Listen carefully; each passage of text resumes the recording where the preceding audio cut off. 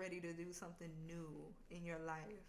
And I don't know who this message is for, but this new thing is going to be new to you and the people around you as well. And the reason why I'm bringing that up is because you might be someone who makes decisions for your life that other people don't really agree with. And these are the people that you really love, care about, people you expect to be in your corner. They just don't get down the way that you get down. And it could be something as simple as you not going to college.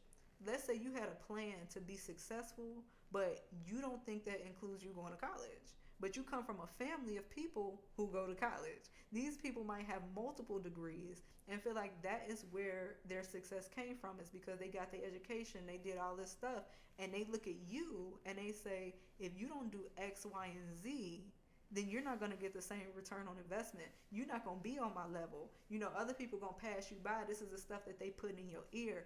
But the thing is, they just live a conventional lifestyle. And it's nothing wrong with that. But sometimes when we get in these conversations, we get into debates with these people, the way that it conveys is the way that they live is right and the way that you live is wrong. But just because you live a conventional lifestyle, conventional doesn't mean right and unconventional doesn't mean wrong. It's two different approaches to life. And you have to know that, and they're going to have to know that as well. But if they don't know it, if you can't convey that to them and just talking, God is going to show them. And I'm going to tell you how I know that.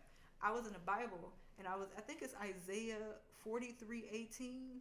Don't quote me because I ain't got it like that. I ain't got the stuff down to a T, so please. But it talks about forgetting the things of the past. Stop expecting things to be the way you know that they've always been, because I'm about to do something new. And God starts talking about the things that he can do, such as putting rivers in the desert and pathways in the wilderness. And when you hear that, what do you think? Pathways in the wilderness. When I think about the wilderness, I'm supposed to be lost. So you telling me you're going to put a pathway that's giving me a way out, way in? Wow, unheard of, right? Rivers in the desert. When I think about the desert, I feel like I might die out there because it's so dry. You know, you better bring your own water because you don't know when you're going to find it or nothing. Rivers in the desert are unheard of. So what does that tell you about God? God has unconventional ways. And as the God that we have, he has created something out of nothing. He's done it time and time again. So a creator who could create something out of nothing, he will make a trailblazer out of one of many people.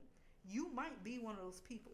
And I'm not telling you like everybody who feels or got this feeling that they should do something is going to be that. But this is how the trailblazers start. This is how trendsetters are born, because people believe it's something that can't be done. But then you hear these stories about these people coming out, showing out in ways that people weren't able to do before. You might feel like nobody ever comes out of my neighborhood and succeeds, and then boom, somebody does it. Because God is with them. God is doing something new. He's bringing something out of your community to maybe inspire the people around you that they could do this way too. There's other paths and other ways of doing things. And if God want to use you to do something new, let him. Let him. Don't allow other people's opinions to seep through it and make you feel like you shouldn't go this way.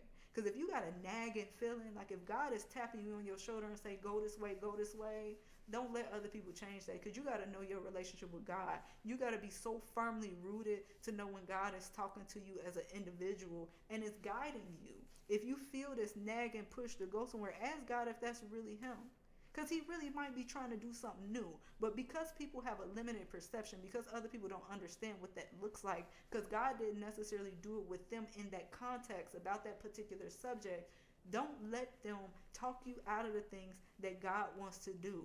God is always doing something new. Just because this world has been in existence, you know, we see a lot of things repeat itself and come up. If God want to create something new, that's what's going to happen. He is the ultimate creator. They say nothing is new under the sun, and that is true. But if God say today, I'm going to do something new, that's what he's going to do. Think about how Jesus didn't exist until he existed. You know what I'm saying? And that's why you think it can't happen.